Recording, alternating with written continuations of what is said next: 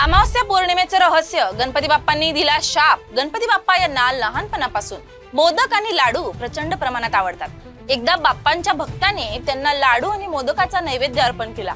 आवडता नैवेद्य मिळाल्यावर बाप्पांनी पोटभर नैवेद्य खाऊन सोबत शिदा देखील बांधून घेतला आणि ते उंदरावर बसून जाऊ लागले। उंदराला देखील बाप्पांचे वजन तोलवेना। तेवढ्यात अचानक उंदरासमोरून भला मोठा साप आडवा गेला।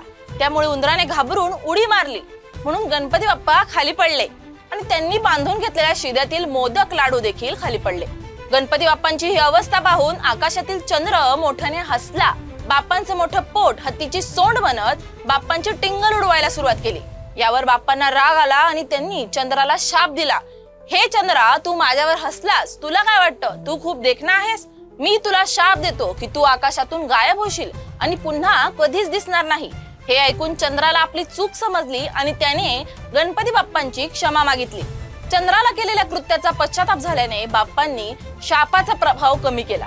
बाप्पा म्हणाले, मी माझा शाप पूर्णपणे परत घेऊ शकत नाही, परंतु त्याचा प्रभाव कमी करू शकतो, ज्यामुळे चंद्र पूर्णपणे नाहीसा होणार नाही, तर त्याचा आकार हळूहळू कमी होत जाईल। या शापानुसार चंद्राच्या कला दर 15 दिवसांनी वाढत आणि कमी होत जातात आणि जेव्हा चंद्र पूर्णपणे नाहीसा होतो तेव्हा अमावस्या होते आणि जेव्हा प्रकाशमान होतो तेव्हा पौर्णिमा होते।